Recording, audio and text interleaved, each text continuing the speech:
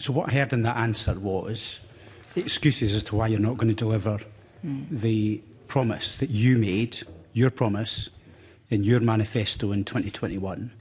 You alluded to pay increases, you talked about pilots.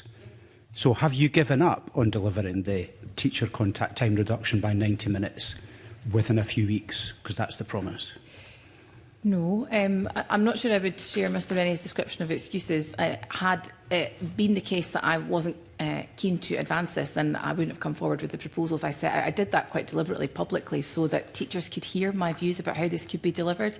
And it is the case that, you know, we've talked about things that perhaps we wouldn't have accounted for in 2021, not least the exponential increase in teacher wages, which have increased dramatically and mean that Scotland's teachers are now the best paid on these islands and continue to be well paid, and that's the right thing to do. But it has meant there's less money for other things. We also protected funding in the budget for reducing class contact.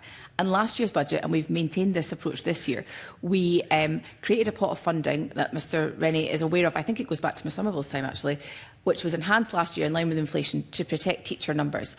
And our independent modelling that was carried out in 2023 said at that time, if we went back to 2023 teacher numbers, we'd have enough teacher numbers to reduce class contact in primary school, and then we could progress in relation to secondary provision thereafter. That's why that funding was attached to that. So we are of the view that we have capacity in the system at the current time. The issue in relation to how we resolve this dispute is on the use of the time. And as Mr Rennie knows, the EIS have a very clear view on this in relation to how that time should be split. We are trying to find a route forward via the SNCT to avert industrial action, because we don't believe, I certainly don't believe that's in anyone's interest. You're kidding us. I mean, you're not going to deliver this in the next few weeks. You've had 5 years to get this done. You're not going to get it in the next 5 weeks, are you? I mean, why are you kidding us? Why are you continuing to pretend that this is going to happen? Well, if I wanted to kid you on, I probably wouldn't have asked for extra funding in the budget for pilots, so I didn't need to put that in. Pilots, that pilots is tiny amounts. What we're looking here is a promise that every teacher would have 90-minute reduction in their contact time. Absolutely. Why is it not happening? Because you need to plan these things, and of course, but you've had 5 years to plan it. But in different schools, that will look different. So in the primary sector, it will look different. I was listening. You knew that 5 years ago.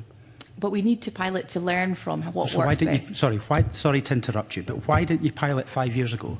Why only a few weeks before the election be doing pilots? Well, I wasn't imposed 5 years ago, as Mr Rennie will accept. But your colleagues were. Yes, and at that time, there were demands from the teaching trade unions to increase teacher pay. And I mean huge increases in teacher pay. So that classroom teachers, I know, since 2018, I think the pay has increased by 40%.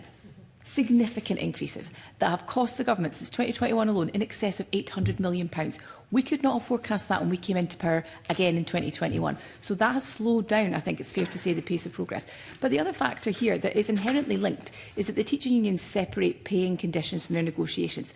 My view, if they want to force my hand, and I want them to force my hand because I actually think this will make a huge difference, tell me that you want to reduce class contact in your pay claim, and then you'll force my hand and you'll force the hand of local government. But that's not the approach. So what we have seen is teacher pay go up like this, and conditions, which if you speak to teachers, and I know Mr Rennie does, and I do it regularly, that's the thing that's going to make the difference. So I think some of the positioning here hasn't helped, and it's slowed the pace of change down. But we've created the pot of funding I spoke to last year for the right number of teachers to be in our schools to deliver on this commitment, and this year the funding for the pilots, so we can learn from what works best.